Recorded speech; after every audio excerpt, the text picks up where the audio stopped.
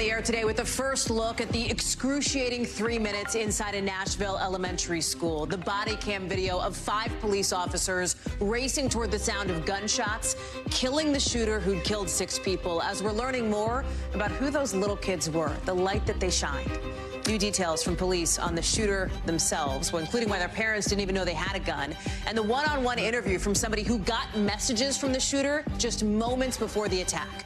Plus, Donald Trump indictment watch set to last days longer now. More on why, and the first reaction from Mr. Trump's campaign to a different ruling that could end up in front of the Supreme Court.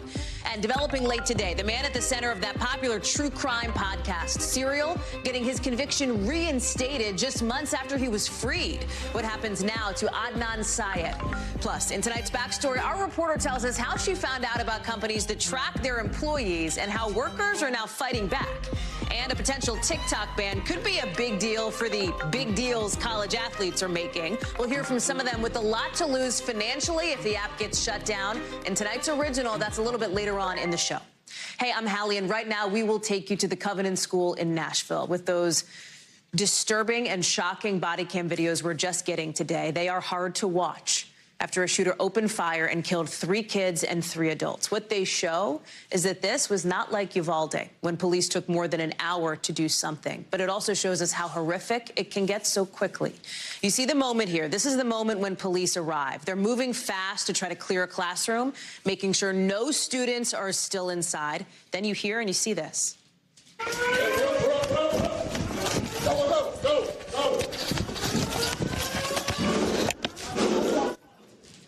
You hear those sirens, you hear those gunshots. Officers run toward that sound. They are racing towards the sound of gunshots. One of them just has what looks to be a pistol. The whole thing over in 3 minutes, from the door through the hallway to the moment that they confronted and then killed the shooter inside that school. And outside today, an incredibly jarring juxtaposition. This, the heartbreaking scene of kids coming out to grieve their classmates and their teachers, like Administrator Catherine Kuntz, substitute teacher Cynthia Peak, 9-year-olds William Kinney and Evelyn Dickhouse, and Mike Hill, a custodian who worked at the school for 14 years, 7 kids, 14 grandkids. He loved to cook and spend time with his family. There's also Hallie Scruggs, just 9 years old. There she is. Somebody who knew her told NBC News she was precious. She had 3 brothers, and her father was the pastor at Covenant Presbyterian. Those lives ended far too soon. They are the most important part of this. Telling their stories is what matters here. Their families are doing that, even as they plan funerals. And as police share new details about the investigation itself, we're learning them late today, confirming that this church, this school, was the target, but there's no evidence that the shooter, who's transgender, targeted these 6 specific people. We found out that police say the shooter bought 7 guns legally from 5 different stores. But this person's parents didn't know that they had those guns. And even though the shooter was under a doctor's care for an emotional disorder, the police chief said there's no law in Tennessee that could have let them take those guns away. Listen. As it stands, we had absolutely no idea actually who this person was, if she even existed. And our Kathy Park spoke with the shooter's former middle school teammate who got a text from them right before the attack saying something bad was about to happen. I just would have never thought that I would receive a message before something tragic happens like this. Kathy is live for us now in Nashville. Kathy, tell us more about your conversation and what else we're finding out today from police. So, Hallie, you heard there from Adriana Patton, and we spoke with her earlier this morning, and she's still in disbelief. She's kind of processing everything, and she told me that she was friends with the shooter, Audrey Hale, many years ago. They became friends in middle school. They were basketball buddies. They played basketball together. They were more acquaintances more than anything else because they would kind of go out for different events, sporting events and things like that. But Audrey kept in touch over the years and was very supportive. In fact, Ariana was telling me that earlier this month they actually reconnected at a mutual friends memorial service. So that's the last that she was able to connect with Audrey. But as you can imagine, the shock and disbelief when yesterday morning she told me just before 10 o'clock was when she checked her Instagram messages, and there was a direct message from Audrey. Here's a little bit more from our conversation. Take a listen. What would you do if you were sent a message like that? You know, it was just like, hold on, I don't really know. I sent the message to my dad, and I was like, do you think I should say something or find somebody? He texts back, yes, in all caps. So after that, that's when I started making calls. I called the suicide prevention hotline, and then they told me to call the Nashville's deputy office. Now, Hallie, according to Adriana, that message was extremely troubling because, according to her, Audrey was planning to do something bad and planned to leave several pieces of evidence behind, and said to her friend that they were going to find out more information on the news. And that's why Adriana reacted so quickly, notified her father, and kind of took steps from there. But once again, still kind of processing everything that happened, especially in the wake of this mass shooting here in Nashville, her hometown. Especially with some of these details, too, even coming out from police, like the fact that apparently the shooter's parent asked what was in the backpack that they were carrying as they were walking out the door that day. Exactly. There was a red backpack, apparently, that was mentioned in the press conference today that the police chief was talking about. And the mother noticed this backpack but didn't think anything of it. And it's still kind of unclear what was in that backpack, but you could only assume, right? But that's what the police chief was saying, that the mother kind of dismissed it, saw Audrey just kind of walking away with this backpack. And then moments later, the shooting happened right behind me. We talked at the top of the show about centering the lives of the victims here, of these 3 little kids, of these 3 school workers, administrator, teacher, custodian, who were killed. And as we were walking into the studio here, we're getting some new details on another one of these 9-year-olds, Will Kinney. And I'm so struck by this description from somebody who knew him, that he was just unfailingly kind, such a sweet kid. Yeah, an unflappable spirit, kind, loved his sisters, adored his parents. There is a GoFundMe page for funeral expenses. This was created by a close family friend. Yeah, these are the stories that we are hearing, Hallie. It really is heartbreaking. Just a short time ago, I ran into one of the parishioners at this church who actually happens to know another one of the victims, another 9-year-old, Hallie, and she was just saying how she was just struck by her smile, her spirit, and it's just a tough time for this community. Incredibly difficult. Kathy Park, thank you for being there live for us in Nashville. In just the last hour late today, we've heard from President Biden, who says he is considering a visit to Nashville and that he plans to keep pushing for changes to the country's gun laws. Watch. People say, why do you keep doing it? It's not going to happen. Expose those people who refuse to do something. So I'm going to keep calling it out. Remind people that they're not acting. They should act. Any calls for reform do not seem very likely to come from the lawmakers in Tennessee. For example, this Christmas card picture from Congressman Andy Ogles back in 2021 that got some attention at the time. You can see him, his wife, his kids, all with what appear to be assault weapons. Ogles represents the Nashville district where this shooting happened, and he was asked today about this photo. Any regrets about that Facebook post and the photo from your Christmas card? Why would I regret a photograph with my family exercising my rights to bear arms? Ryan Nobles is joining us now from Capitol Hill. Congressman Ogles also says that the country needs to do more on mental health, right? That's part of the solution here, not changing the nation's gun laws. We've heard from other Republicans who have pivoted to anti-trans rhetoric or calling this a hate crime against Christians. That's where the conversation seems to be, at least in the House of Representatives right now. Yeah, and it's interesting, Hallie, what the president had to say about all of this. And I do think you might begin to start to see Democrats change their posture on this a little bit. I talked to Senator Chris Murphy about this yesterday. He, of course, a Democrat from Connecticut who was there for the Sandy Hook shooting and was really changed by that. Gun control became a mission of his. And he said that at this point, they need to actually just start putting legislation on the floor, even if they think it's not going to pass, to force some of these Republicans to vote no on things like stricter background checks and other potential, policy changes that might prevent shootings like this from happening. But, to your point, there is really no inertia inside the Republican Party to make any change in this regard. They believe the Second Amendment is sacred, and that even shootings like these where children are being massacred are just not worth doing anything to change the nation's gun laws in any kind of substantive way. You caught up with another Tennessee Republican, Tim Burchett, who speaks to some of what you're pulling on here, Ryan, the thread that you're pulling on that says there's nothing they can do. Talk through some of the political realities. I think you've laid out some of them there, but where does this go based on what you've heard? Well, let's first hear from Tim Burchett, and then we can talk about it after that, because I think his comments to me earlier today are a pretty stark reality about where this debate is. If you think Washington's going to fix this problem, you're wrong. They're not going to fix this problem. They are the problem. It doesn't concern you that other countries don't have this level of gun violence? Other countries don't have our freedom either. So that's really important. I specifically asked him, about the fact that America is an outlier here. This is the only country in the world where you see gun violence like this. And his answer was, well, we're the only country with freedoms. That indicates a level of tolerance with this type of violence, that having access to the guns and the ability to obtain, buy, and keep guns like these is worth the sacrifice of children dying in schools.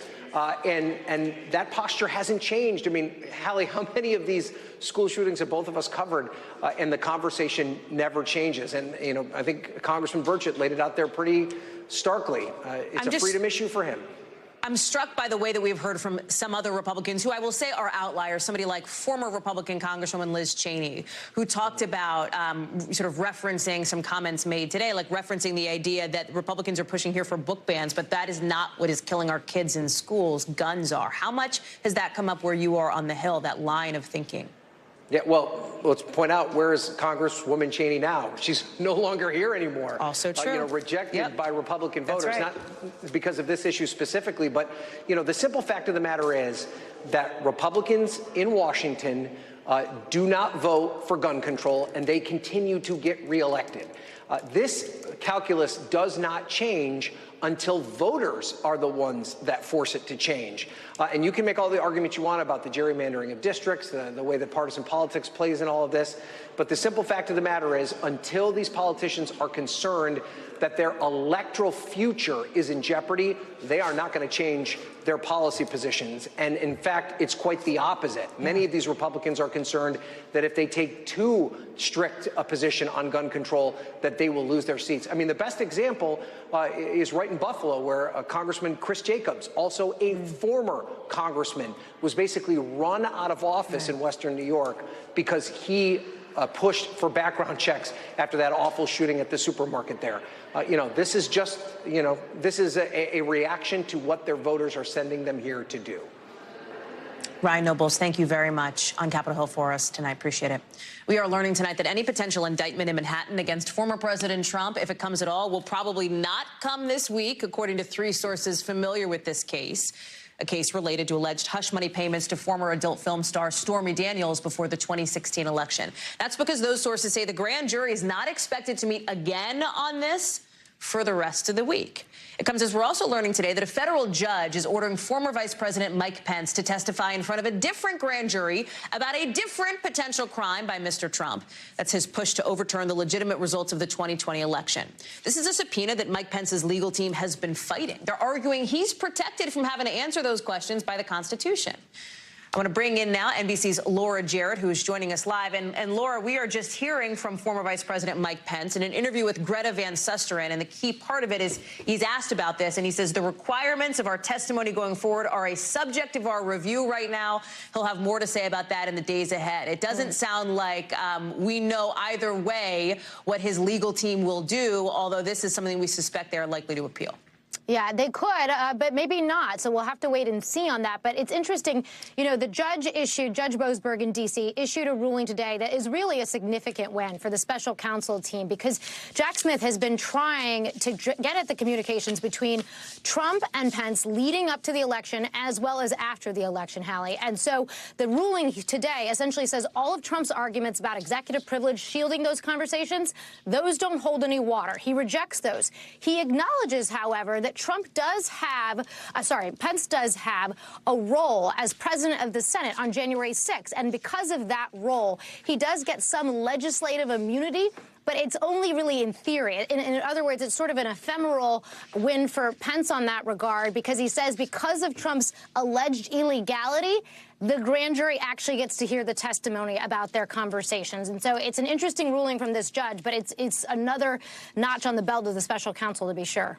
There is, and you know, the former vice president in this new interview that is literally just out, we're trying to get our team to turn it around and play it, also said, sort of cited a kind of partial win, if you will, sort of said, well, the judge did recognize this idea, I don't want to get this wrong, but the idea of him not having to answer any questions about the January 6th insurrection. Explain that piece of it. Why is Pence pointing to that as like a bit of a silver lining? Because that's the time where he's acting in sort of a ministerial role as president of the Senate. And so generally the Constitution says legislatures, when they're on the floor of the Senate, they get immunity for things that are purely legislative acts. But Pence is not a legislator. He's not a member of the legislature. He's obviously a former member of the executive branch. And so I can imagine that the judge sort of acknowledged that that's an argument, and that's certainly a novel legal argument to make. But in reality, it doesn't mean anything if they can pierce through that and get the communications between Trump and Pence, which is what they really want to get to Trump's intent. Can you pull back and help us understand this indictment watch on the other case, the one that involves the grand jury in Manhattan? It sounds like, despite the former president saying he expected to be, in effect, perp-walked last Tuesday, here we are a week later, hasn't happened, might be until maybe next Monday or Tuesday that we even start to get some tea leaves on timing, if that indictment were to come at all. Take a step back. The reason we thought that this has sort of reached the final days is because Trump's attorneys had been given the sort of privilege to be able to bring their client in to testify. That usually happens at the end of the investigation. And so the thought was if they had reached that level, we believed that we were sort of in the final stages. Of course, there could be additional witnesses, there could be additional testimony, and the grand jury gets to ask for that. And just yesterday, we saw someone who's pretty important with a former publisher of the National Enquirer, which is the one who sort of starts off this whole idea with Stormy Daniels and the hush money and arranges that whole thing with Michael Cohen. And so obviously that's an important witness. We don't know if the grand jury wants to hear more about that issue. We just don't know. And so obviously the grand jury isn't going to meet on this issue tomorrow and probably not going to hear this issue on Thursday. And so we will have to wait and see what they do next week, Hallie.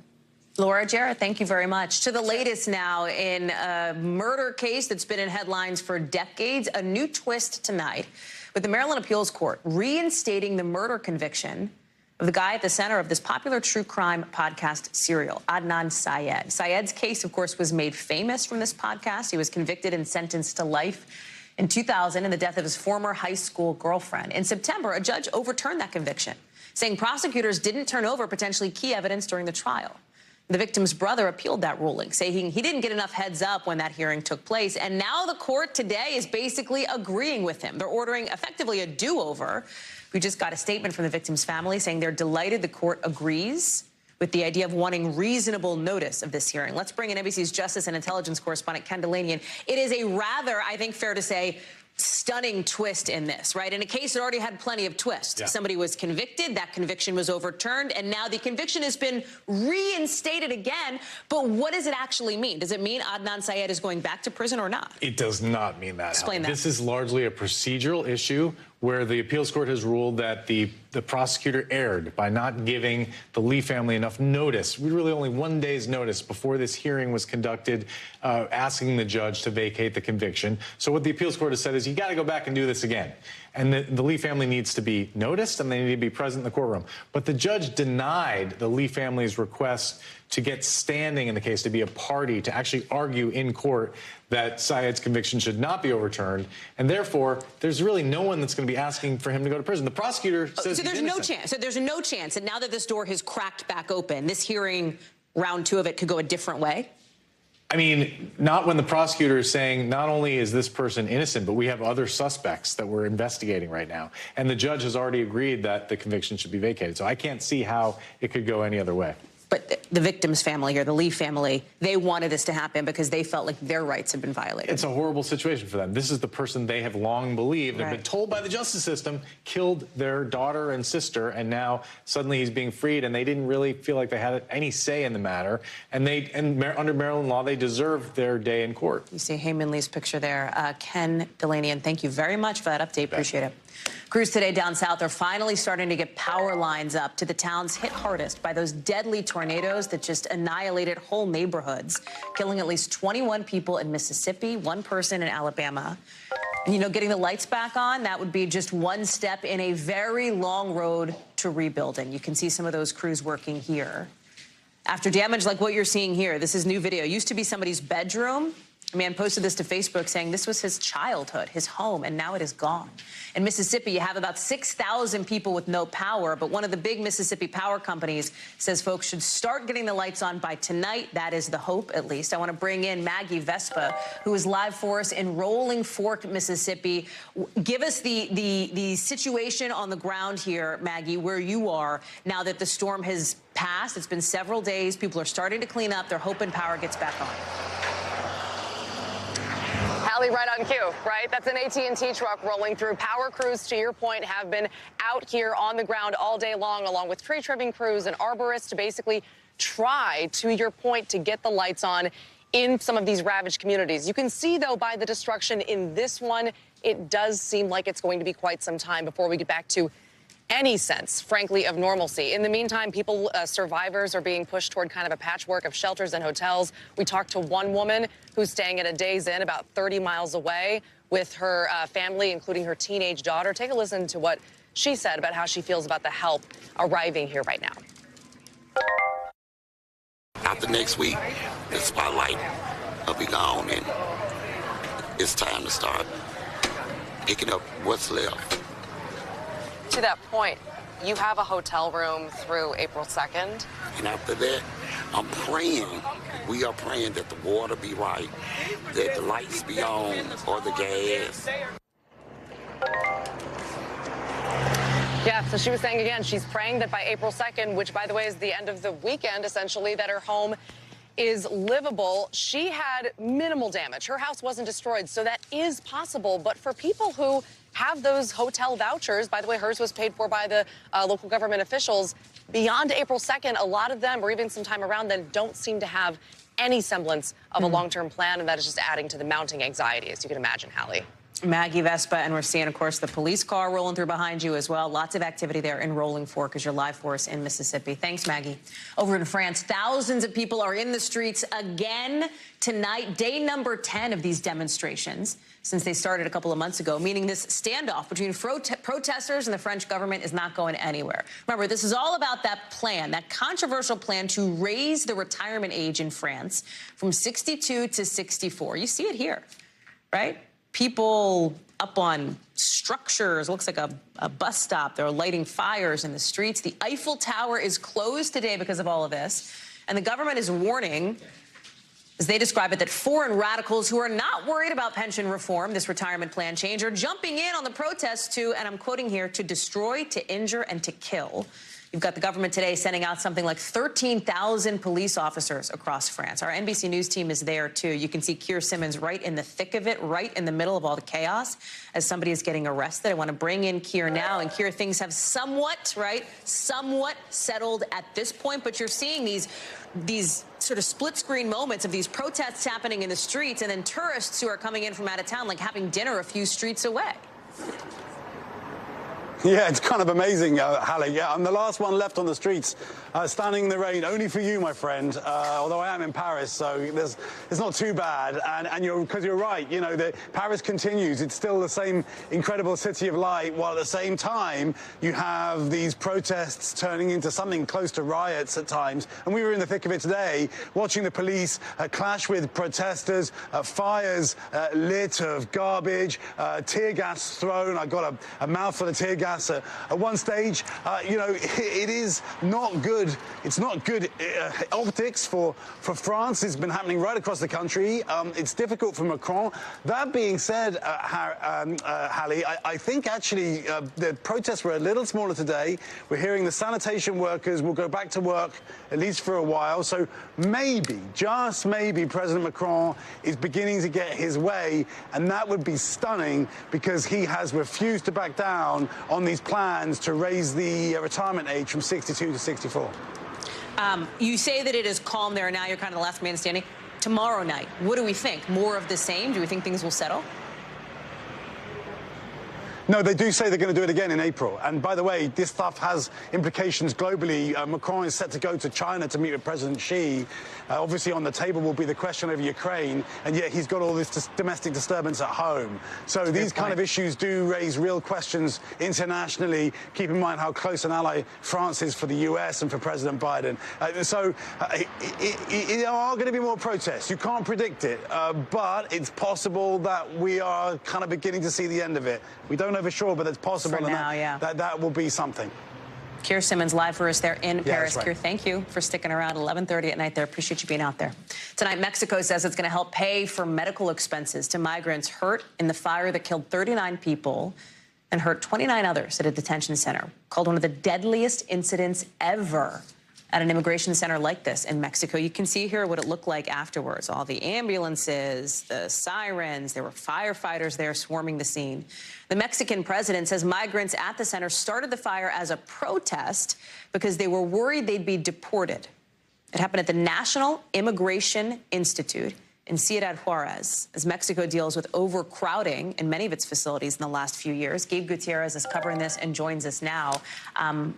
Already, we had seen tensions between migrants and officials in Mexico, particularly in this city, a big crossing point for migrants. Tell us more about what we have learned in the last 18 hours or so about this and about other incidents of protest, you could call them, at other facilities. Hi there, Hallie. Well, look, we've been covering the ongoing humanitarian crisis just south of the border now for several months. I was in Ciudad Juarez late last year, and hundreds of migrants were trying to cross the border in large groups back then. Also, just several weeks ago, hundreds stormed the international bridge there in El Paso, Texas. But this one really getting a lot of attention, and it's just so awful. At least 39 people dead, 29 injured, and this all unfolded late last night, as you said. Mexico's president saying that some of the migrants had put up small mattresses at the facility and set them on fire in protest once they found out they were being deported. Now, interestingly, Hallie, we had just also hearing from some relatives on the ground there just this afternoon who are demanding answers. They say that the Mexican government actually rounded up large groups of migrants yesterday, just hours before this fire started, that the men had been kept in those cells while the women and children were released. And in fact, we did see the relatives, women searching for their husbands today, wondering, and frustrated that this large group had been rounded up. Now, Mexican authorities say this is, part of an ongoing operation. But again, a lot of questions being asked right now as this investigation is underway, Hallie. Gabe Gutierrez, thank you very much for that update and for being on top of this story for us. Appreciate it. Coming up here on the show, why the first ever trial against Juul could have a big impact on the future of that e-cig company. And the new warning about some Tesla cars and their seatbelts, what you should know, coming up in the 5 Things. We'll be right back after a quick break.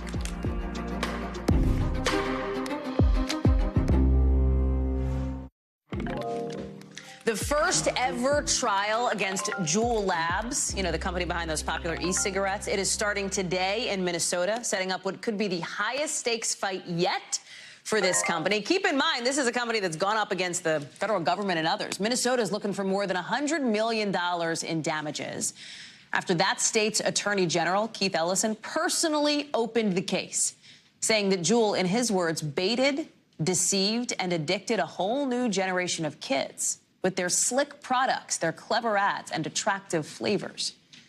Maybe thinking, wait a second, hasn't Juul been sued before? Yeah, they have, and they've settled. They've settled 39 lawsuits with other states, but this is the first time this fight is going to trial. Danny Ceballos is joining us now. Why? Why is this one going to trial rather than being settled? Almost any time a civil case goes to trial, it's a rarity, and it means essentially the parties are just not in the same place. The plaintiff is asking for too much, and the defendant is not willing to give it. And this is especially likely given that Juul has essentially admitted that not only has it settled these cases, but it's interested in resolving this case with Minnesota. Minnesota apparently is not interested enough and wants to go to trial. So all that tells us is that the terms offered by the defendant just are not acceptable to the plaintiff. Normally, those terms are as simple as money damages. You're right. Talk about money, because this could be, to use the technical term, potentially ginormous, right? Like, there is some discussion that the final amount could be in the ballpark with that sort of landmark $7+ billion suit from Minnesota against the tobacco industry in 1998. It was a settlement in that instance. That's a massive number. That was a landmark moment. But it can only happen if Minnesota is successful in this trial. How do you handicap it? Yeah, what you mentioned is absolutely true. There is a blueprint for these trials because this already happened with the tobacco industry decades ago. And if you look at the complaint filed by Minnesota, they actually take old advertisements from older tobacco ads and superimpose them or put them right next to modern ads for vaping. And they're very similar. And the theory here, I think, it's interesting that Juul has settled all of these cases because they might have an outside shot at winning at trial, and here's why. If the state's theory here is that Juul marketed to minors and children, then they're going to have to prove that that was their specific target. The reality is advertising has always targeted younger people, people in key demographics, maybe in their 20s. But did Juul go so far as to target specifically children? While there is a case to be made there, it may also be defensible. So, as is often the case, Minnesota may get what it asked for in the form of a trial, and a trial means that it could lose. You look at just since December, the sort of activity around Juul, right? They've settled cases on claims of illegally marketing to kids in Chicago for something like $24 million, San Francisco for $255 million, a class action lawsuit in California for $1.7 billion. We've got a note here that Juul suspended its advertising in the U.S. back in 2019, but there's been a lot coming at them, even just recently. Exactly right. I mean, you look at those numbers, and it's amazing that Juul even has the assets to pay these judgments, given that it's a relatively new company. It's not something that's been around as long as Ford or GM. So they have the assets, apparently. They're able to make settlements. What I think is interesting is that they're so eager to settle, and that's a common theme in civil litigation. Defendants who are eager to settle find that they get more and more cases to settle because plaintiffs' attorneys, and that includes me, smell the blood in the water. And so Juul may actually find itself accidentally winning by taking one of these cases to trial. It may not want to go to trial, but if it wins, Minnesota runs the risk of not only ruining it for itself, but for all of these other jurisdictions that may want to get in on the action. Danny Savalos, thank you. Let's get you over to the 5 things our team thinks you should know about tonight.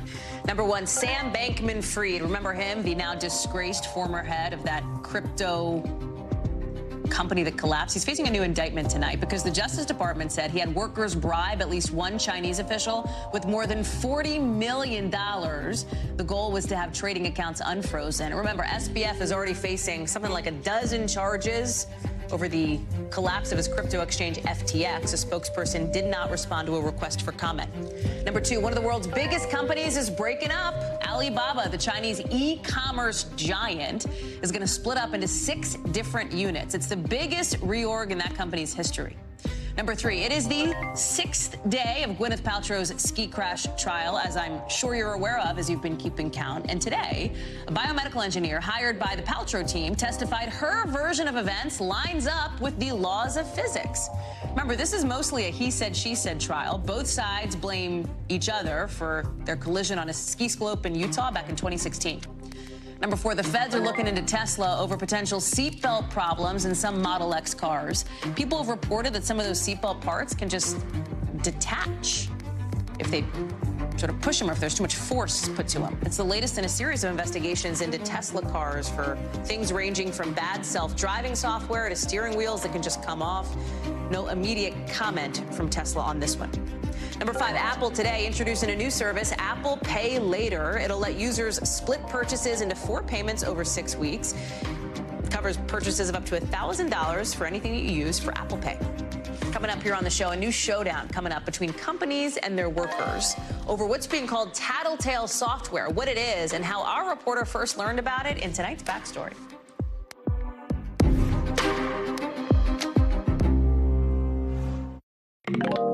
Time now to get the backstory, our behind-the-scenes look at how a story comes together and how it fits into our bigger picture. And tonight, it's all about this sort of surveillance showdown between bosses and workers that has more and more companies using so-called tattletale software to watch what people are doing on their work phones, their work computers, etc. And those workers, well, they're kind of clapping back. They're doing stuff like getting these mouse jigglers, like this one right here, to make it look like they're on their computers when they're not. There's also stuff like this to make it look like your cursor is moving on screen for anybody spying on you. If you're a worker who is caught using some of this technology, what can happen? You could be fired. Our NBC News senior consumer investigative correspondent. She is joining us now with the story behind the story. So, Vicki, okay, you can be fired, sure, but workers are still doing it. They're still trying to, I guess what you could call game the system, what you also could call fighting back a little bit, right? Talk us through some of how you found out about this story in the first place. What got you onto it?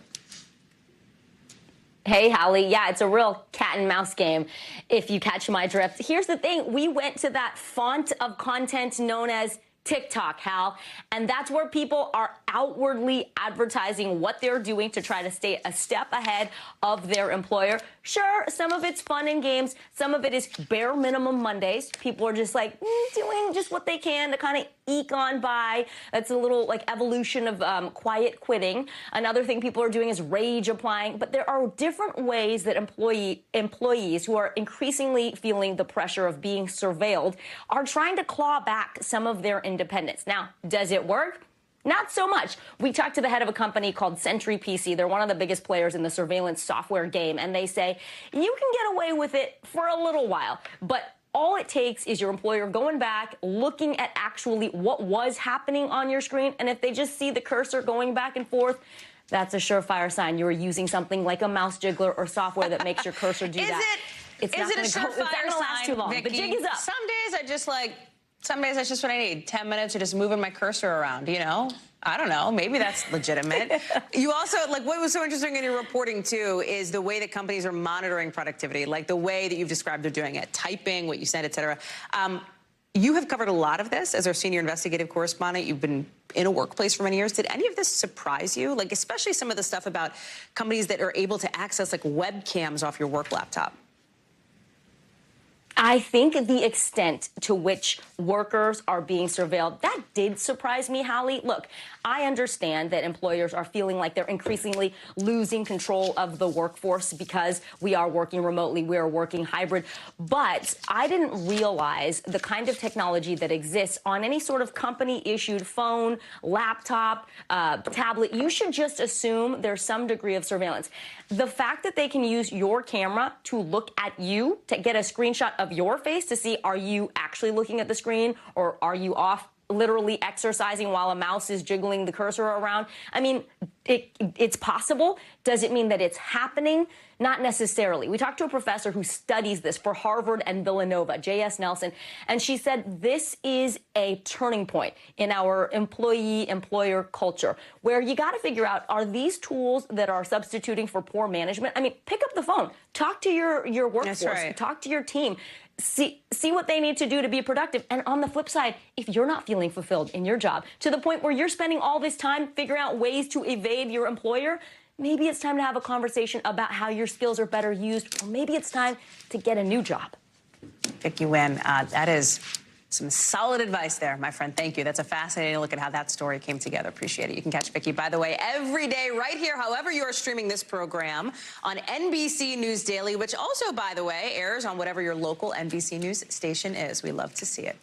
Listen, a new report out today, speaking of jobs, says the bots could be coming for them. Specifically, Goldman Sachs predicting AI could end up doing the work of people in as many as 300 million jobs around the world. That's like almost the entire population of the United States. That's specifically in the U.S. and Europe, by the way. We're talking about positions in like office and administrative support, legal work, architecture, engineering that could keyword could, pretty much end up automated, along with parts of whole industries like financial operations. Jake Ward is joining us now. Ooh, should we be worried? Who should be worried and who should not be worried?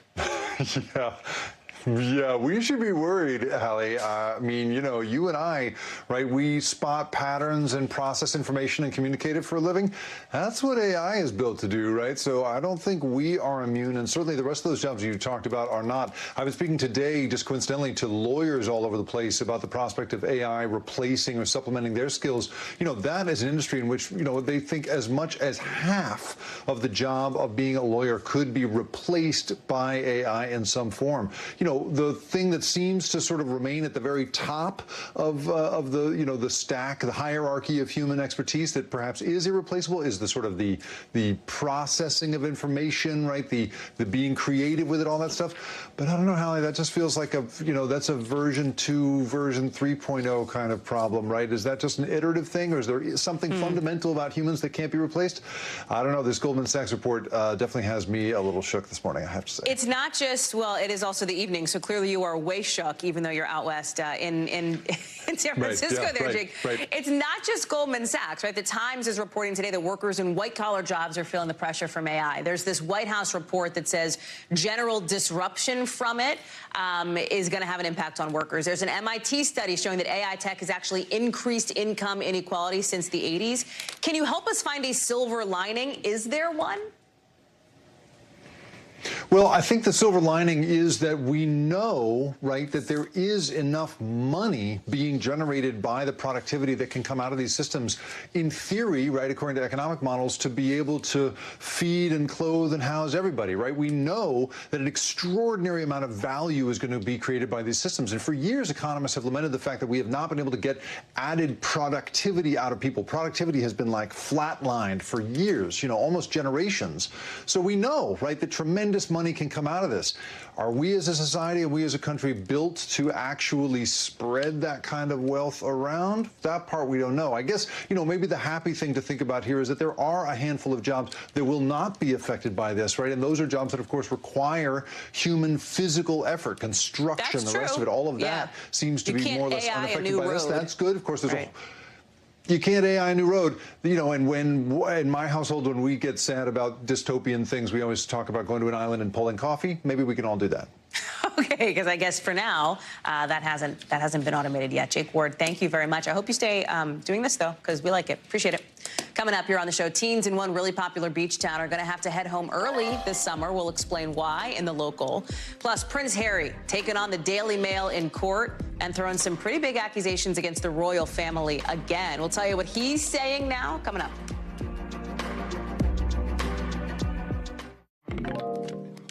Prince Harry today saying that the royal family held back information about phone hacking by Britain's biggest paper publisher because they didn't want him to bring a claim that would, in his words, open a can of worms. It's according to a witness statement that was submitted by him in a London court today. Phone hacking allegations are at the center of this lawsuit filed by Prince Harry and some other really high-profile people, Elton John, Elizabeth Hurley. They're suing Associated Newspapers Limited for invading their privacy. The company has some pretty big publications, including the Daily Mail, which deny the allegations. Molly Hunter is live for us in London. She is joining us now. So, Molly, Prince Harry in court today. What's interesting here is, like, he could have just logged in remotely for this thing, right, from where he lives in California. But he made the point of coming here. If you've seen the, you know, the show that he's done, if you've read his memoir, you know that he feels very personally aggrieved by the way that the media has treated his family and him, which I have to think plays into why he went all this way to make this point against this publisher. Yeah, Hallie, that's exactly right. This is about attention. Not only did he not need to show up, he could have logged in remotely. No one actually needed to show up in this courtroom. And just to be clear, this isn't some big grand courtroom in the center of London. This is a preliminary trial hearing. And so you've got to believe, Hallie, that Prince Harry is here for one reason and one reason only, really to force the media's hands to cover this pre-trial hearing. It's supposed to last 4 days and to really raise the profile. And look, as you mentioned, he's not the only high-profile individual in this case. We did see Elton John show up as well. But look, Prince Harry's presence in this country right now is a big deal. He was on the cover, Hallie, this morning of the Times of London, the Guardian, and the Telegraph. So not only is this Harry coming back home to raise profile, but also to fight this at the doorstep of his family. And he's taken on the royal family as he has many times before. Is that even doing anything in the UK? And I say that meaning, like, is it creating a ripple? Because it does seem like, based on some of what your colleagues there in the London Bureau have told us on this show before, there is kind of like a Prince Harry fatigue that has set in among folks where you are. Yeah, there's a little bit of a Prince Harry fatigue, but there's also this is what's expected now of Meghan and Harry. So this was something that was never done decades ago. The royal family never took the fight to the press, to the tabloid press, to the very powerful UK press like the Daily Mail. Of course, Meghan did that, and Harry, and we heard this, Hallie, in their Netflix documentary, in his memoir, and all the interviews he did around that. This is central to their fight. This is the continuation of what his wife started, and we're going to be seeing a lot more and hearing a lot more out of him. I think what will be interesting, Hallie, though, is if he actually takes the witness stand once if this trial actually gets started. We are not expecting to hear from him this week. Because, as you point out, Molly, the underlying allegations are fairly significant here in the eyes of those people like Prince Harry, like Elton John, et cetera. Yeah, seriously significant. And I think that there's clearly a reason also that Elton John felt the need to show up, to show his face, to show solidarity with those high-profile individuals. And you got to believe, too, Prince Harry and Elton John would have both agreed that it was important to show their faces to the press. They didn't just sneak in the back. They didn't just sit in the back. Fair. We saw Prince Harry come out and wave to the press. Molly Hunter, live for us in our London Bureau. Molly, thank you. NBC News covers hundreds of stories every day, and because you couldn't possibly read or watch or listen to them all, our bureau teams have done it for you. This is what they tell us is going down in their regions in a segment we call The Local. Out of our Northeast Bureau, a city council on the Jersey Shore is voting today to put in place a curfew for kids, saying that they shouldn't be out unsupervised in Sea Isle City after 10 o'clock from May to September. Also out of our Northeast Bureau, the FBI offering up a $10,000 reward for any information leading to the arrest of Roy McGrath, who used to be the chief of staff for the governor of Maryland. He's former governor of Maryland. He's now considered a fugitive. He's facing federal corruption charges and what is a no-show to his trial earlier this month. From our Western Bureau, hundreds of animals from Puerto Rico's only zoo will get to start a new life in a sanctuary in Colorado. The Puerto Rican zoo had already been shut down for years, ever since the island was badly damaged by Hurricanes Irma and Maria. It is now closing permanently after an agreement with the DOJ. Still to come here on the show, why NCAA athletes might have more to lose than others if TikTok does end up banned in this country. We'll tell you why in tonight's original. Stay with us.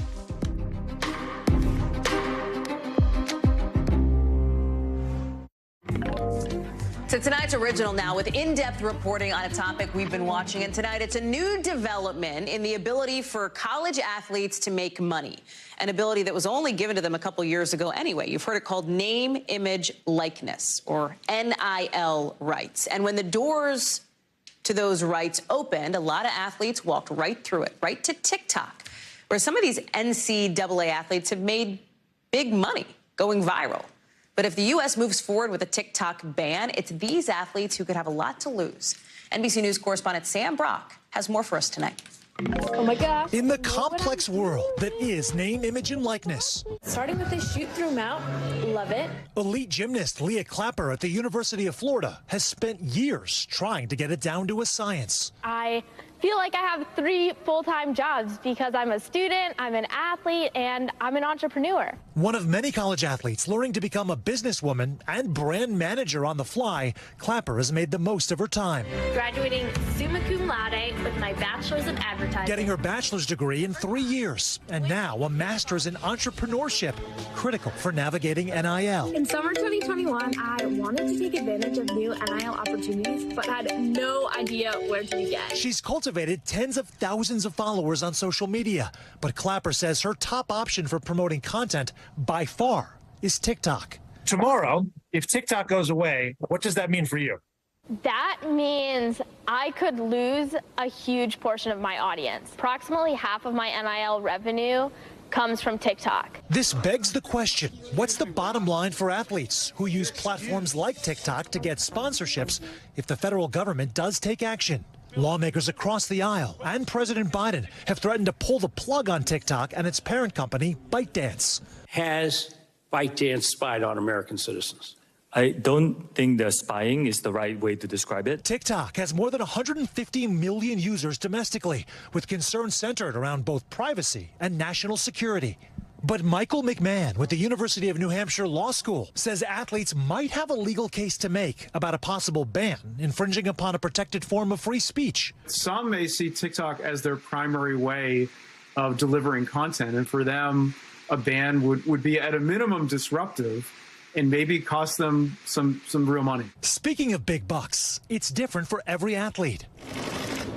That rare upper echelon of earners, like Alabama quarterback Bryce Young, who's about to be drafted into the NFL, or Miami basketball social media standouts, the Cavender twins, who've amassed about 6 million followers between TikTok and Instagram, may be more protected from change, but there's still displacement. How would that impact you guys? I would say, I mean, obviously, like, that is a huge following for us, but I mean, Hallie and I have saved a lot of our money, and honestly, at the end of the day, like, when I'm 25, I'm not gonna, try to go find Hallie to make TikTok dances. I think TikTok's hot, so anyone's trying to take advantage of it. If it goes, it goes. I think that there'll be another app or something. For student athletes like Clapper, each post on TikTok could mean thousands, and while she's ready to pivot, there could be a bumpy ride ahead with the harsh reality to digest. All of these creators that are making their livelihoods from TikTok are kind of left in the dust if they haven't built up followings on other platforms. And it really goes to show that you don't own your audience on social media. The social media platforms do. Sam Brock is joining us live now. Sam, I'm kind of obsessed with what we heard from the Cavender twins there. The idea that, like, hey, man, TikTok's hot, but if it goes away, oh, well. What is it about TikTok specifically as opposed to other platforms that these athletes like? I have to think it's because so many of their peers are on it, right? It's the audience. No doubt. Part of it, Hallie, is generational. Younger people do tend to use TikTok, and it is hot, so to speak. Or if there's a word that really came up with a lot of the athletes that I interviewed, it was magic, because there is something about the virality in the algorithm that they really like, Hallie, that it sniffs out what we want to consume and then pushes that out. And they'll say, we'll see something on TikTok, and then on Instagram Reels, days or weeks later, it will pop up then. So there's that. But also, TikTok has 150 million users. That would be like if the state of California multiplied by 4 and everybody was using TikTok. That just shows you the saturation that's involved with this one social media platform and why it would be such a big deal. Sam Brock, great piece, great reporting, great interviews. Those Cavender twins are on my For You page, probably on yours too. Thank you so much, Sam. Appreciate it. Appreciate all of you for watching here with us tonight. That does it for this hour on NBC News Now, but more coverage picks up right now.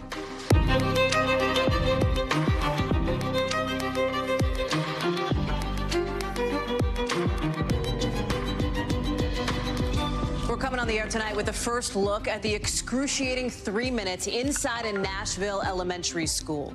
The body cam video of 5 police officers racing toward the sound of gunshots, killing the shooter who'd killed 6 people. As we're learning more, even in the last few minutes, about who those little kids were, the light they shined. New details we're just now getting about them, how these 9-year-olds brought so much into the world and to their families. And the one-on-one interview from somebody who got messages from the shooter just moments before the attack. Plus, we're live in Mississippi with power lines just starting to go back up, and some of those spots hit so hard by a deadly tornado. Only the first step on this long road to recovery. And in just the last hour, we are hearing from former Vice President Mike Pence himself for the first time since he found out that a judge plans to make him testify in a federal investigation. What he says he can say about January 6th in a minute. Plus, developing late today, the man at the center of that popular true crime podcast, Serial, getting his conviction reinstated just months after he was freed. What happens now to Adnan Syed? And are bots coming for our jobs? We're going to read between the lines of a new report saying AI could take over the work of all of us, or at least a lot of us. That's a little bit later on in tonight's show. Hey, I'm Hallie, and right now we will take you to the Covenant School in Nashville with disturbing and shocking body cam videos that we are just getting tonight. They are so hard to watch as a shooter opens fire and kills 3 kids and 3 adults. What these videos show is that this is not like Uvalde, when police took more than an hour to do something. But it also shows us how horrific it can get so quickly. You see the moment here. Look at this. This is when police first arrive. They're moving really fast to try to clear out a classroom. They're making sure no students are still inside. And then you hear and you see this.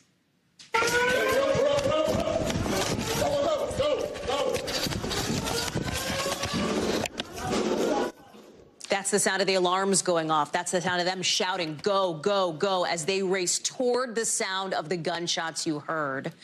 Those officers armed, one of them only has what looks to be a pistol. The whole thing over in 3 minutes, from the time they got through the door to the time they got up into the hallway, headed into that room, confronted the shooter, and killed that person. Inside the school. Outside today, there was this jarring juxtaposition, the heartbreaking scene of little kids coming out to grieve their classmates, to grieve the people at this school they lost, like 9-year-old William Kinney, who, according to a GoFundMe set up for him, was an unflappable spirit, unfailingly kind. 9-year-old Evelyn Dickhouse, whose neighbor says she loved to play tag. She would do outdoor theater. She liked to play different roles from Hamilton. Catherine Kuntz ran the school. Her former students called her a champion for all children. There was Cynthia Peak, a substitute teacher, who a friend describes as very outgoing but gentle in her faith. Mike Hill was the custodian who worked at the school for 14 years. He had 7 kids and 14 grandkids. He loved to cook and spend time with his family. And there's 9-year-old Hallie Scruggs, one person who knew her, telling NBC News she was radiant. She was radiant and held her own against her 3 brothers. Her father was the pastor at Covenant Presbyterian. Those lives ended far too soon. They are the most important part of this. Telling their stories is what matters here. Their families are doing that, even as they plan funerals, unimaginably planning funerals. And police are sharing new details about the investigation itself. They confirmed that this church, the school, was the target, but there's no evidence that the shooter, who's transgender, targeted these 6 specific people. We understand from police that the shooter bought 7 guns illegally from 5 different stores, but the shooter's parents didn't know they had those guns. And even though that they were under a doctor's care for an emotional disorder, the police chief says there's no law in Tennessee that could have let them take those guns away. As it stands, we had absolutely no idea actually who this person was, if she even existed. Our Kathy Park spoke with the shooter's former middle school teammate who got a message from them literally minutes before the attack saying that something bad was about to happen. I just would have never thought like that I would receive a message before something tragic happens like this. I want to bring in Kathy Park now, who is live for us in Nashville. Want to hear more about that conversation, Kathy, and some of these other details we're learning from police today, like about this backpack. Apparently, the shooter's parent asked right before they left, what's in it? Yeah, so let me go back to Avriana Patton. You just heard from her just a short time ago there, and I spoke with her earlier this morning, and as you mentioned, she was buddies with the suspect many years ago. They were friends in middle school. They played basketball together, but I was told they were more acquaintances. They kind of hung out at different athletic events and things of that nature, but they actually connected not too long ago, a couple of weeks ago, in fact, at a memorial service for a mutual friend, and that's the last time that Avriana actually saw Audrey Hale. But to Avriana's surprise, you can imagine yesterday morning when she checked her Instagram, her direct messages, was when she saw that troubling note. Here's a little bit more from my conversation earlier today. Take a listen. What would you do if you were sent a message like that? You know, it was just like, hold on, I don't really know. I sent the message to my dad, and I was like, do you think I should say something or find somebody? He texted back, yes, in all caps. So after that, that's when I started making calls. I called the suicide prevention hotline, and then they told me to call the Nashville's deputy office. And Hallie, because of just kind of the shock factor in that note, that's why Avriana reacted quickly. But she said it took hours before officers actually got in touch with her. And then she kind of pieced everything together, and she's still in disbelief. As so many people are in Nashville and around the country, Kathy, that this has happened yet again here in this country. We are learning, and I'm so struck by one of the details that we just shared that we've just found out, that little girl, Evelyn, was 9, who loved Hamilton, and she would do these Hamilton performances in the backyard. I mean, the details that we're getting about these kids are just, they're crushing, you know? Yeah, it's heartbreaking. She was friends with her neighbors, and they used to just dress up, pick a character, and play different roles. And Hamilton was one of their favorite shows. Another person worth mentioning, Hallie Scruggs. She is the daughter of the head pastor here. I spoke with a parishioner who attends this church, and she said even for a 9-year-old, she had such a great spirit about her. And then, of course, there are those adults, all in their 60s. Catherine Kuntz was essentially the principal here. She was known for her deep faith, but also her commitment to the students and the staff.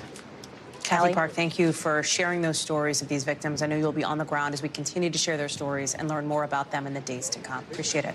We are just now in the last couple of minutes finding out that President Biden has spoken with the Nashville police chief and the 2 officers whose body cam video you just saw, thanking them for how quick their response was at the Covenant School. The president says he's considering visiting Nashville soon and that he plans to keep pushing for changes to gun laws.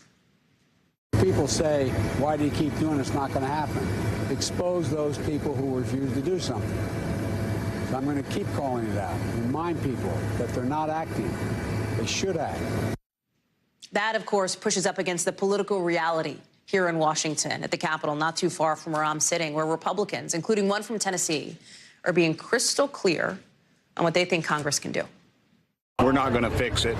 Criminals are going to be criminals, and I don't see any real role that we could do other than mess things up, honestly. Sahal Kapoor is on Capitol Hill. And Sahal, let me put up a picture right now of Congressman Andy Ogles, who represents this area in Nashville. It's a Christmas card from 2021, apparently, where his whole family is holding guns. He's responding to that picture today. And it feels fair to say that if there are going to be any calls, any continued action on changing the country's gun laws, it's not going to come from some of these lawmakers in Tennessee. Well, not unless it's from the one Democrat in the entire congressional delegation from Tennessee, Hallie. That's Steve Cohen. He would be in favor of gun control. But none of the Republicans in this congressional delegation, which is very conservative, are speaking up in favor of tighter gun laws. And it's hard to find a Republican anywhere in either the House or the Senate that wants to go anywhere further than that Safer Communities Act, which was the bill written by the Democrat Chris Murphy and the Republican John Cornyn last year. It did beef up background checks for younger buyers, and it closed the so-called boyfriend loophole, but there just isn't an appetite among Republicans who now control the House to do anything beyond that. I spoke to Cornyn yesterday, and he told me straight up, the votes aren't there. The conversation is pivoting, too, when it comes to some more conservative lawmakers, from changing gun laws to something like mental health, for example. Other Republicans to anti-trans rhetoric or to calling this a hate crime against Christians. It seems like that's where the conversation is, at least in the House of Representatives. Yeah, there's been a long list that's evolved over the years where, a lot of pro-gun lawmakers have been pointing the blame. It's gone from video games. There's a lot of talk about mental health, alienation. Now there's some focus on the fact that the shooter was apparently transgender. But the bottom line is Republicans don't want to, tighten gun laws, and as a result, a number of these other explanations are coming up. Let's have a listen to what the House Majority Leader Steve Scalise had to say about this. On the other side, all they want to do is take guns away from law-abiding citizens. Before they even know the facts, the first thing they talk about is taking guns away from law-abiding citizens. And that's not the answer, by the way. Hallie, there was a time where Republicans loved to lean into this conversation, where they were politically very comfortable opposing gun laws. That has changed because the suburbs have become swingier, and the suburbs, which have a lot of swing voters, those swing voters tend to support tougher gun control as mass shootings become a regular fact of American life, Hallie. You showed one member of Republican leadership talking about this, but there's another member of Republican leadership, the top Republican leader in the House of Representatives, the Speaker of the House, who is not talking about this, and that's Kevin McCarthy. We are just now, as you were speaking in the last 30 seconds, getting an update from your colleagues there on Capitol Hill that Speaker McCarthy was again apparently asked about this at least something like 4 times today. Thoughts about what the president is saying, the idea for maybe changes to the nation's gun laws. He's told reporters he's not going to talk about it at this time to try to catch him later, et cetera. And it feels like that is illustrative of where things are right now on the Hill, even as we had this moment today where the chaplain, typically nonpartisan, came out and very directly said thoughts and prayers are not enough right now when it comes to kids being killed at school.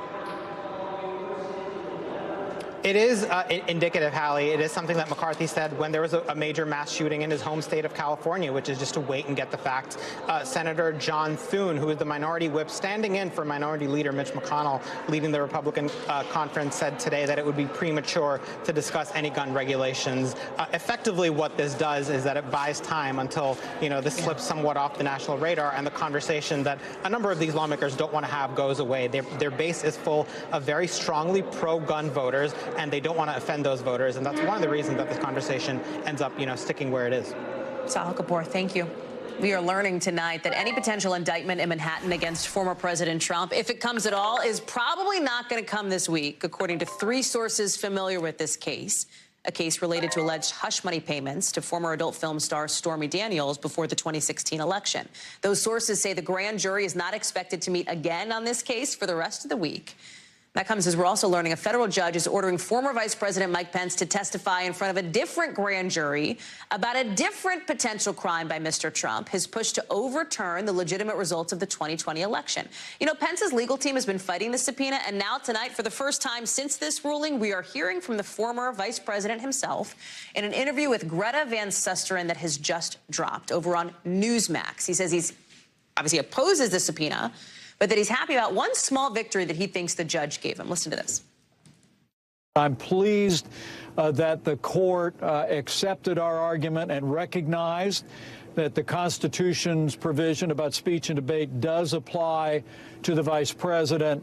But the way they sorted that out and the requirements of my testimony going forward are a subject of our review. Jarrett is joining us now. He didn't come out and say we're going to appeal or we're not going to appeal here, but that would be, if you wanted to continue to fight this, the logical next step, right? Yeah, that's right. And he's not saying one way or another. And we're not hearing yet from Trump's camp about whether they plan to appeal.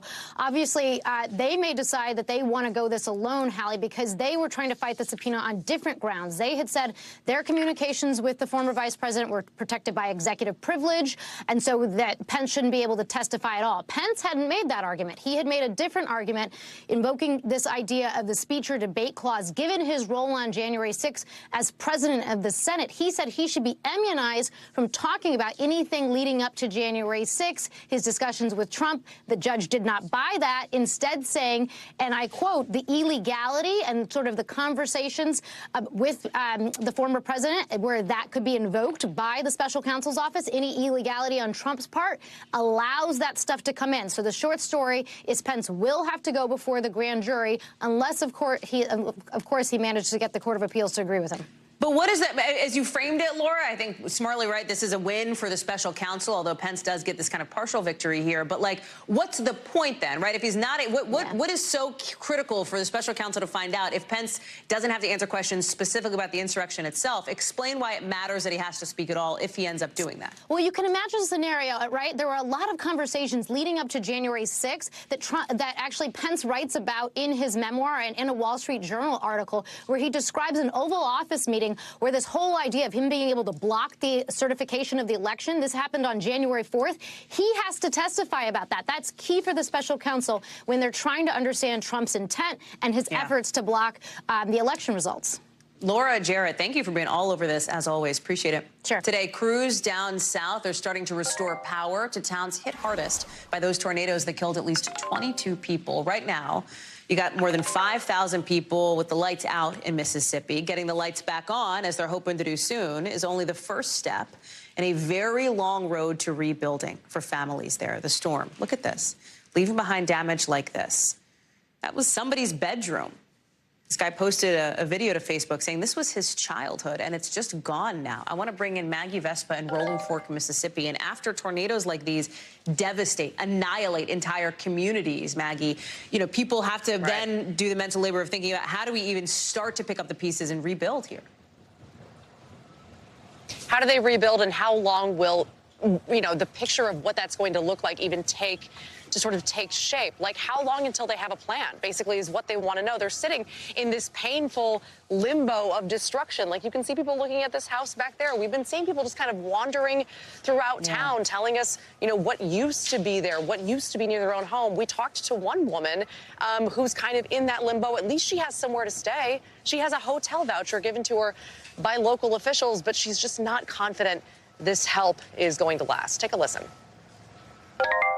After next week, the spotlight will be gone, and it's time to start picking up what's left. To that point, you have a hotel room through April 2nd. And after that, I'm praying, we are praying that the water be right, that the lights be on, or the gas. By the way, Hallie, she's in a hotel about 30 miles from here. There are a number of hotels that are within like that 30 to 40 mile range, and a lot of people from this town are staying in those hotels with vouchers while they can, essentially. Hallie. Maggie, Vespa, thanks for pulling back the curtain on all of that. Appreciate you being there. Another storm is now hitting California further out west, creating the potential for a ton of rain, maybe more floods and more power out there. A lot of wind we're seeing already to the northern and central parts of California. 16 million people in all across the west are facing down these wind advisories. And the mountains, lots of snow. That is the expectation. You see it's just starting to begin. Some of that blowing out across the roads there in California. The National Weather Service says, hey, don't get on the roads if you don't need to, because it's going to get pretty dangerous. I want to bring in Miguel Almaguer, who's live for us in Aptos, California. The big problem here, Miguel, God, it's miserable where you are. More rain for a state that is kind of at its breaking point with rain here. Talk us through it. Well, Hallie, we've already had 12 atmospheric rivers this season. We're in the middle of another bomb cyclone. What that all means is we've had way too much rain, way too much wind in the forecast over the last couple of months here. California, as you know, was in the middle of a drought. This has effectively been a drought buster winter for us here, and that is historic and astonishing. Now, today, the rains are just now starting to pick up. They're going to intensify tonight, but in the Bay Area, we have downed trees, we have downed power lines, we have roads that are flooded, highways that have been shut down because of flash flooding. We expect those problems to intensify as the sun goes down, or at least what's left of the sun here. And then this storm is going to shift to Southern California, where the major concern is going to be mudslides in the days ahead. Now, all of this comes as our snowpack is already at more than 228% of average. In places like Mammoth, there's hundreds of inches of snow still on the mountains. Homes are buried. They're worried about roof collapse. So while we have rain here along the coast, there's also concerns we could have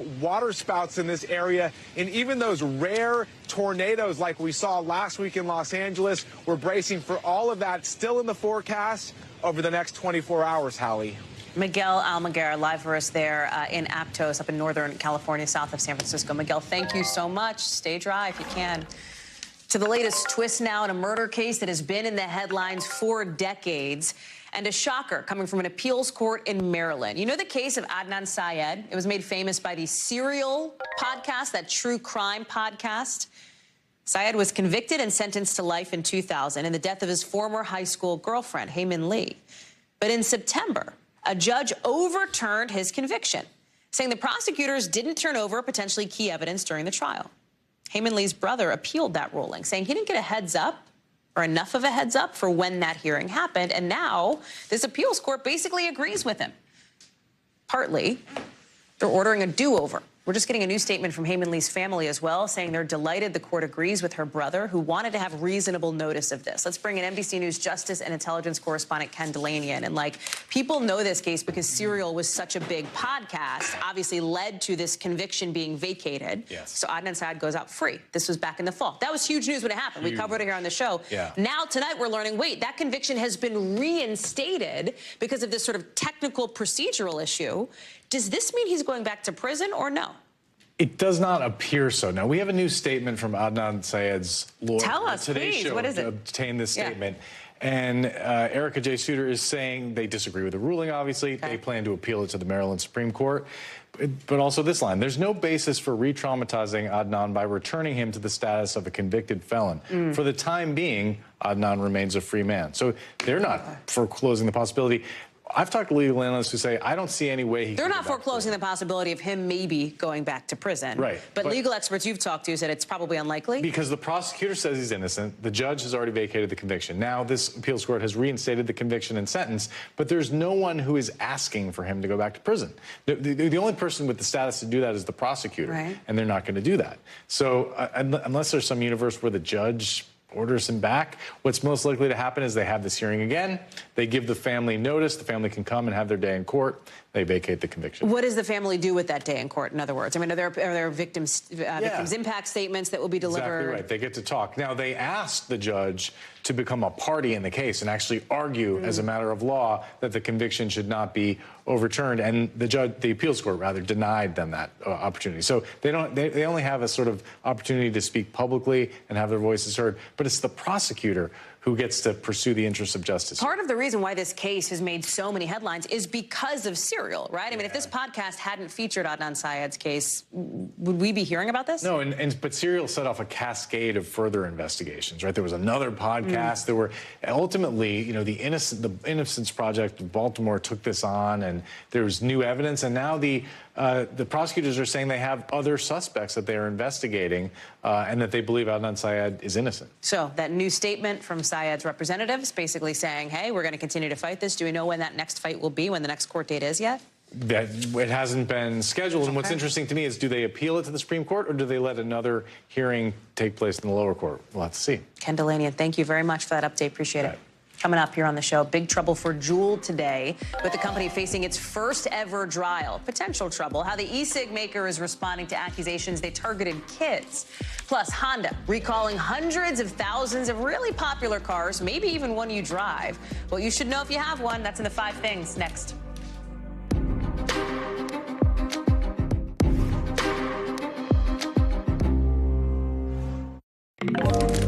The first ever trial against Juul Labs, you know, that makes those big e-cigarettes that are so popular.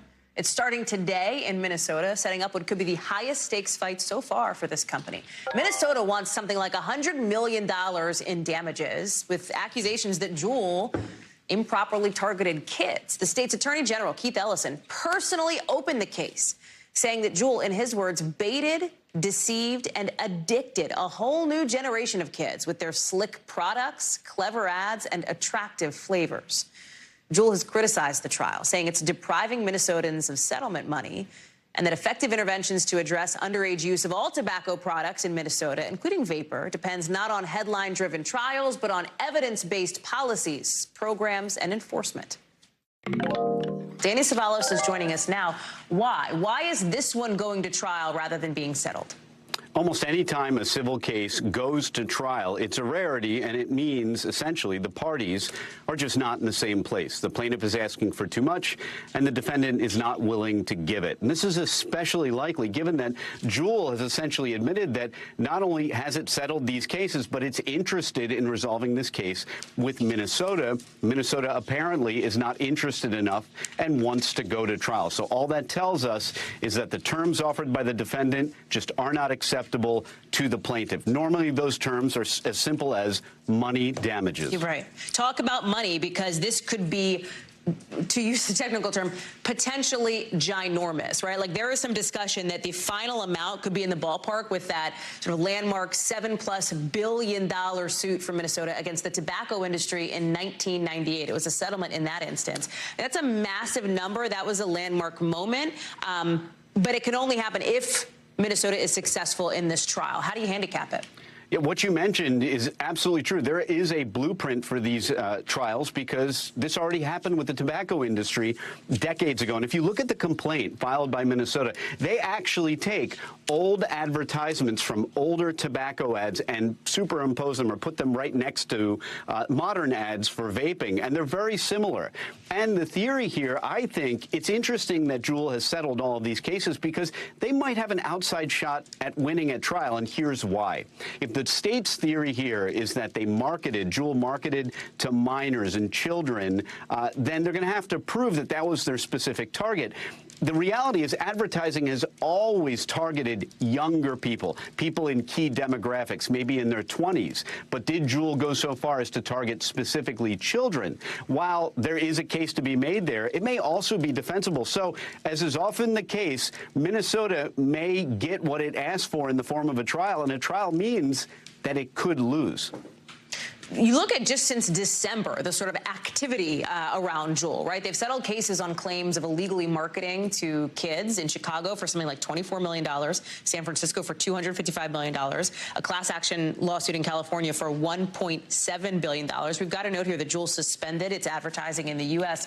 back in 2019, but there's been a lot coming at them, even just recently. Exactly right. I mean, you look at those numbers, and it's amazing that Juul even has the assets to pay these judgments, given that it's a relatively new company. It's not something that's been around as long as Ford or GM. So they have the assets, apparently. They're able to make settlements. What I think is interesting is that they're so eager to settle, and that's a common theme in civil litigation. Defendants who are eager to settle find that they get more and more cases to settle because plaintiffs' attorneys, and that includes me, smell the blood in the water. And so Juul may actually find itself accidentally winning by taking one of these cases to trial. It may not want to go to trial, but if it wins, Minnesota runs the risk of not only ruining it for itself, but for all of these other jurisdictions that may want to get in on the action. Danny Savalos, thank you.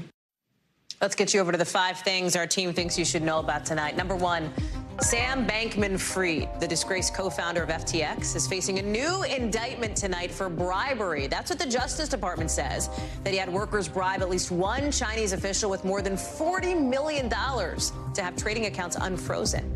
Remember, SBF is already facing a dozen or so criminal charges. A spokesperson did not respond to a request for comment. Number 2, Apple today is rolling out a new service called Apple Pay Later. It lets you split payments that you make with Apple Pay into 4 different payments over the period of 6 weeks. No interest, no fees. It covers something up to $1,000.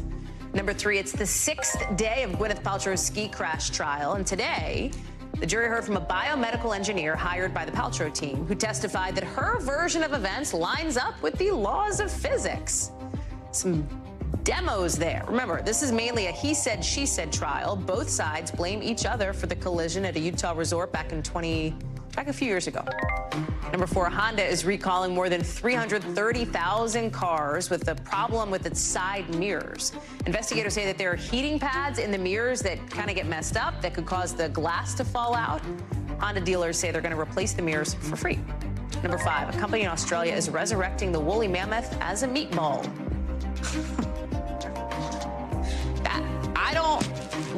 I don't make the news. I just tell you what the news is. This lab-grown meat startup called Vow mixed actual DNA from a woolly mammoth, which is obviously extinct, with cells from sheep and elephant DNA to grow this meatball. You are not supposed to eat it. It is not for eating. It is merely for gazing upon. And if you're curious what it smells like, they say it smells like crocodile meat. Tonight, we'll take you down south of the border to Mexico, where some families there say they're waiting to hear about how their loved ones are doing after a big fire inside a migrant detention center killed nearly 40 people and hurt dozens of others. Take a look. This is what it looks like now after what's being called one of the deadliest incidents ever at an immigration center in Mexico. You see here the chaos, what happened after the fire last night. Listen. It's devastating with people like this woman just sobbing outside an ambulance as first responders are trying to treat people who were hurt. That woman told reporters that her husband had been inside. The Mexican president says migrants at the center started the fire as a protest last night because they were worried they'd be deported. Gabe Gutierrez joins us now. Gabe, talk us through what we know and where this goes. Yeah, Hallie. So as you said, family members looking for answers at this point. And that woman you saw there was one of several relatives that reporters saw today at that center. And the reason, some women and children were there today is because what those relatives are saying is that several hours before this fire, migrants had been rounded up. Authorities had rounded migrants up and put them in this detention center. A short time after that, though, women and children were let go, but the men were kept in detention in those cells. And now, according to the Mexican president, as you said, they set some mattresses on fire because they were worried about being deported. 39 people dead, Hallie, and this comes after several months at least of increased numbers of migrants in Juarez, which is, of course, right across the border from El Paso, Texas. This is all raising concerns about border security and the record number of unauthorized border crossings last year. This year is already on pace to surpass that as well. So this all comes as the Biden administration tries to answer its critics who say it has just not done enough to prevent this flow of migrants into the southern border, Hallie. Gabe Gutierrez, thank you for being on top of that story for us, and I appreciate it. Coming up here on the show, we've been telling you about AI trying to take over a lot of things, from search engines to screenwriting. Now, it may be coming for your job. That's next.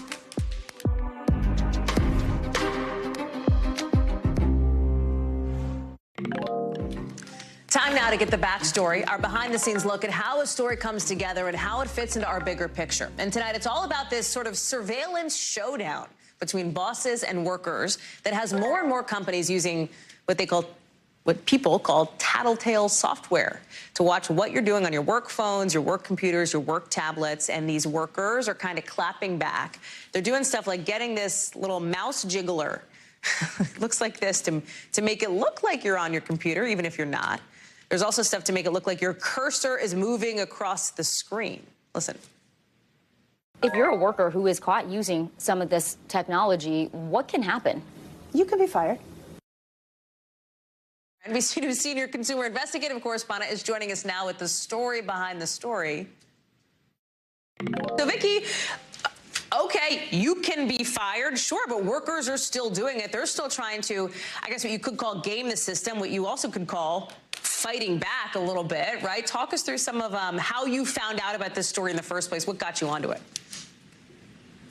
Hey, Hallie. Yeah, it's a real cat and mouse game, if you catch my drift. Here's the thing. We went to that font of content known as TikTok, Hal, and that's where people are outwardly advertising what they're doing to try to stay a step ahead of their employer. Sure, some of it's fun and games. Some of it is bare minimum Mondays. People are just like doing just what they can to kind of eke on by. That's a little like evolution of quiet quitting. Another thing people are doing is rage applying. But there are different ways that employees who are increasingly feeling the pressure of being surveilled are trying to claw back some of their independence. Now, does it work? Not so much. We talked to the head of a company called Sentry PC. They're one of the biggest players in the surveillance software game, and they say you can get away with it for a little while, but all it takes is your employer going back, looking at actually what was happening on your screen, and if they just see the cursor going back and forth, that's a surefire sign you were using something like a mouse jiggler or software that makes your cursor do that. Is it a surefire last too long. Vicki? The jig is up. Some days that's just what I need. 10 minutes of just moving my cursor around, you know? I don't know. Maybe that's legitimate. You also, like, what was so interesting in your reporting, too, is the way that companies are monitoring productivity, like the way that you've described they're doing it, typing, what you said, et cetera. You have covered a lot of this as our senior investigative correspondent. You've been in a workplace for many years. Did any of this surprise you? Like, especially some of the stuff about companies that are able to access, like, webcams off your work laptop? I think the extent to which workers are being surveilled, that did surprise me, Hallie. Look, I understand that employers are feeling like they're increasingly losing control of the workforce because we are working remotely, we are working hybrid. But I didn't realize the kind of technology that exists on any sort of company-issued phone, laptop, tablet. You should just assume there's some degree of surveillance. The fact that they can use your camera to look at you, to get a screenshot of your face to see, are you actually looking at the screen or are you off literally exercising while a mouse is jiggling the cursor around? I mean, it's possible. Does it mean that it's happening? Not necessarily. We talked to a professor who studies this for Harvard and Villanova, J.S. Nelson, and she said this is a turning point in our employee-employer culture where you got to figure out, are these tools that are substituting for poor management? I mean, pick up the phone, talk to your workforce, That's right. Talk to your team, see what they need to do to be productive. And on the flip side, if you're not feeling fulfilled in your job to the point where you're spending all this time figuring out ways to evade save your employer, maybe it's time to have a conversation about how your skills are better used, or maybe it's time to get a new job. Vicky Nguyen, that is some solid advice there, my friend. Thank you. That's a fascinating look at how that story came together. Appreciate it. You can catch Vicky, by the way, every day right here, however you are streaming this program, on NBC News Daily, which also, by the way, airs on whatever your local NBC News station is. We love to see it. So speaking of jobs, there is also a new report out today that says the bots could be coming for them. Specifically, Goldman Sachs predicting that AI could end up doing the work of people in as many as 300 million jobs around the world. That's nearly the entire population of the United States. We're talking about positions in office and administrative support, legal work, architecture, and engineering that could, keyword could, pretty much end up automated, along with parts of entire industries like financial operations. Jake Ward is joining us now. Ooh, should we be worried? Who should be worried and who should not be worried? Yeah, we should be worried, Hallie. I mean, you know, you and I, right, we spot patterns and process information and communicate it for a living. That's what AI is built to do, right? So I don't think we are immune, and certainly the rest of those jobs you talked about are not. I've been speaking today, just coincidentally, to lawyers all over the place about the prospect of AI replacing or supplementing their skills. You know, that is an industry in which, you know, they think as much as half of the job of being a lawyer could be replaced by AI in some form. You know, the thing that seems to sort of remain at the very top of the, you know, the stack, the hierarchy of human expertise that perhaps is irreplaceable is the sort of the processing of information, right? The being creative with it, all that stuff. But I don't know, Hallie, that just feels like a, you know, that's a version 2, version 3.0 kind of problem, right? Is that just an iterative thing, or is there something fundamental about humans that can't be replaced? I don't know. This Goldman Sachs report definitely has me a little shook this morning, I have to say. It's not just, well, it is also the evening, so clearly you are way shook, even though you're out west in San Francisco Jake. Right. It's not just Goldman Sachs, right? The Times is reporting today that workers in white-collar jobs are feeling the pressure from AI. There's this White House report that says general disruption from it is going to have an impact on workers. There's an MIT study showing that AI tech has actually increased income inequality since the 80s. Can you help us find a silver lining? Is there one? Well, I think the silver lining is that we know, right, that there is enough money being generated by the productivity that can come out of these systems, in theory, right, according to economic models, to be able to feed and clothe and house everybody, right? We know that an extraordinary amount of value is going to be created by these systems. And for years, economists have lamented the fact that we have not been able to get added productivity out of people. Productivity has been like flatlined for years, you know, almost generations. So we know, right, that tremendous money can come out of this. Are we as a society, are we as a country built to actually spread that kind of wealth around? That part we don't know. I guess, you know, maybe the happy thing to think about here is that there are a handful of jobs that will not be affected by this, right? And those are jobs that, of course, require human physical effort, construction, the rest of it, all of that seems to be more or less unaffected by this. That's good. Of course, there's you can't AI a new road, you know, and when in my household, when we get sad about dystopian things, we always talk about going to an island and pulling coffee. Maybe we can all do that. Okay, because I guess for now, that hasn't been automated yet. Jake Ward, thank you very much. I hope you stay doing this, though, because we like it. Appreciate it. Coming up here on the show, prosecutors raiding some of France's biggest banks today. We'll tell you why later in the Global.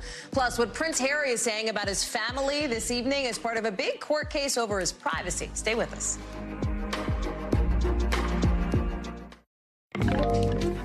Prince Harry today saying the royal family held back information about phone hacking by Britain's biggest newspaper publisher because they didn't want him to bring a claim that would, in his words, open a can of worms. That's according to a witness statement submitted by him in a London court. Phone hacking allegations are at the center of this lawsuit filed by Prince Harry and some other high-profile people like Elton John and Elizabeth Hurley. They're suing Associated Newspapers Limited for invading their privacy.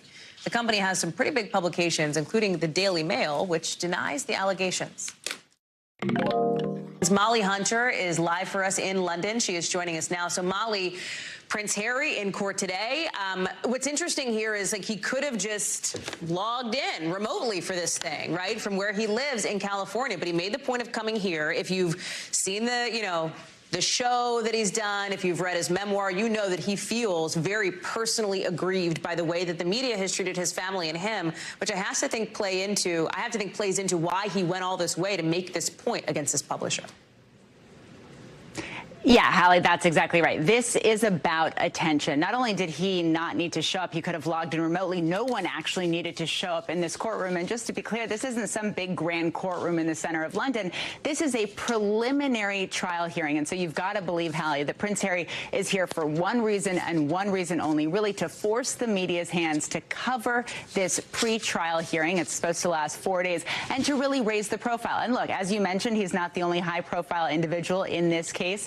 We did see Elton John show up as well. But look, Prince Harry's presence in this country right now is a big deal. He was on the cover, Hallie, this morning of the Times of London, The Guardian, and The Telegraph. So not only is this Harry coming back home to raise profile, but also to fight this at the doorstep of his family.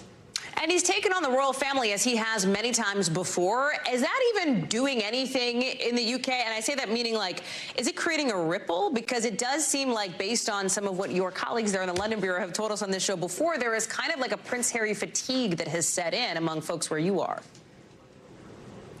Yeah, there's a little bit of a Prince Harry fatigue, but there's also this is what's expected now of Meghan and Harry. So this was something that was never done decades ago. The royal family never took the fight to the press, to the tabloid press, to the very powerful UK press like the Daily Mail. Of course, Meghan did that, and Harry, and we heard this, Hallie, in their Netflix documentary, in his memoir, and all the interviews he did around that. This is central to their fight. This is the continuation of what his wife started, and we're going to be seeing a lot more and hearing a lot more out of him. I think what will be interesting, Hallie, though, is if he actually takes the witness stand once if this trial actually gets started. We are not expecting to hear from him this week. Because, as you point out, Molly, the underlying allegations are fairly significant here in the eyes of those people like Prince Harry, like Elton John, et cetera. Yeah, seriously significant. And I think that there's clearly a reason also that Elton John felt the need to show up, to show his face, to show solidarity with those high-profile individuals. And you got to believe, too, Prince Harry and Elton John would have both agreed that it was important to show their faces to the press. They didn't just sneak in the back. They didn't just sit in the back. We saw Prince Harry come out and wave to the press. Molly Hunter, live for us in our London Bureau. Molly, thank you. NBC News covers hundreds of international stories every day, and because you couldn't possibly read or watch or listen to them all, our foreign desk has done it for you. Here's some of what they're watching in a new segment we call The Global. From Greece, 2 men accused of planning an attack against a Jewish restaurant and other targets in Athens, they've been arrested. The suspects are being charged with membership in a terrorist organization. From France, financial prosecutors raided several of the country's biggest banks, all part of an investigation into what officials say is one of the biggest tax thefts in Europe. It's not just France, by the way. Officials there say this thing spans 4 continents, dozens of banks with as many as 1,500 suspects. From Scotland, a tartan, which is a piece of traditional patterned fabric, found literally in the mud about 40 years ago, could be up to 500 years old, according to new research. That suggests it might just be the oldest traditional tartan ever found, believed to be from the 16th century. Still to come here on the show, it's a big week for college athletes, and not just because of the Final Four this weekend. We'll tell you what TikTok has to do with it in tonight's original.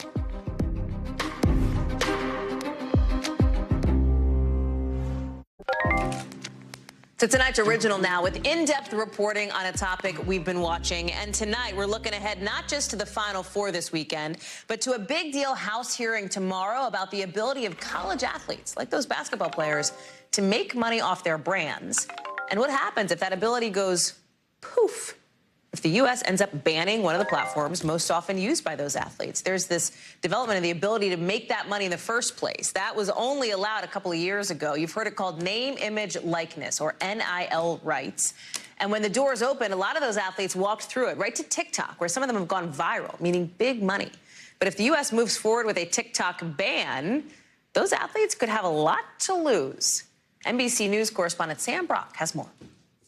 Oh my gosh. In the complex world that is name, image, and likeness. Starting with the shoot-through mount, love it. Elite gymnast Leah Clapper at the University of Florida has spent years trying to get it down to a science. I feel like I have 3 full-time jobs because I'm a student, I'm an athlete, and I'm an entrepreneur. One of many college athletes learning to become a businesswoman and brand manager on the fly, Clapper has made the most of her time. Graduating summa cum laude with my bachelor's in advertising. Getting her bachelor's degree in 3 years, and now a master's in entrepreneurship, critical for navigating NIL. In summer 2021, I wanted to take advantage of new NIL opportunities, but had no idea where to begin. She's cultivated tens of thousands of followers on social media, but Clapper says her top option for promoting content by far is TikTok. Tomorrow, if TikTok goes away, what does that mean for you?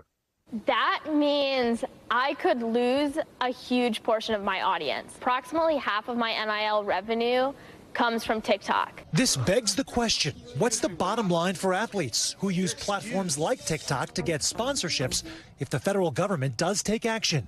Lawmakers across the aisle and President Biden have threatened to pull the plug on TikTok and its parent company, ByteDance. Has ByteDance spied on American citizens? I don't think that spying is the right way to describe it. TikTok has more than 150 million users domestically, with concerns centered around both privacy and national security. But Michael McCann with the University of New Hampshire Law School says athletes might have a legal case to make when it comes to a potential ban on TikTok and protected forms of free speech. Some may see TikTok as their primary way of delivering content, and for them, a ban would be at a minimum disruptive and maybe cost them some real money. Speaking of big bucks, it's different for every athlete.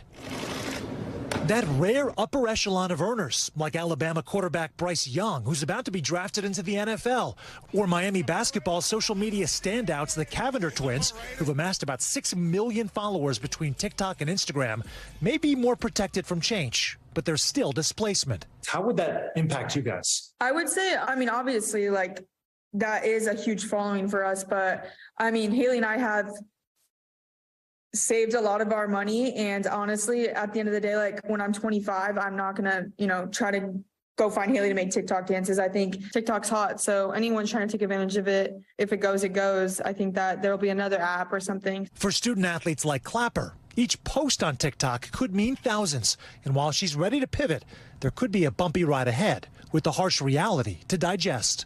All of these creators that are making their livelihoods from TikTok are kind of left in the dust if they haven't built up followings on other platforms. And it really goes to show that you don't own your audience on social media. The social media platforms do.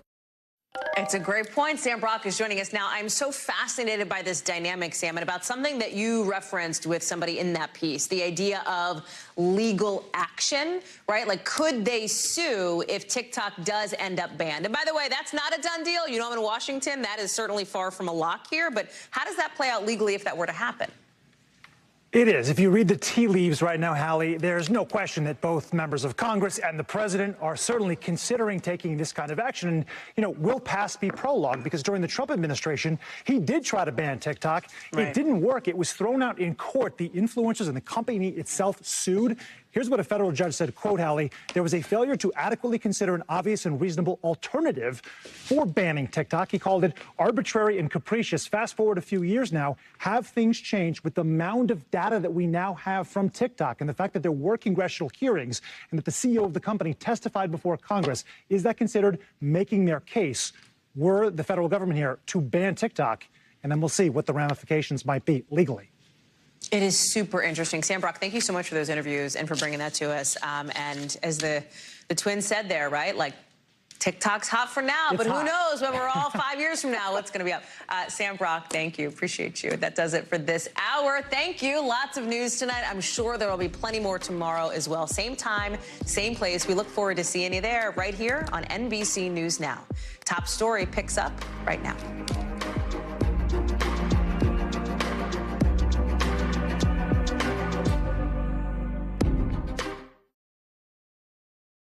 Thanks for watching our YouTube channel. Follow today's top stories and breaking news by downloading the NBC News app.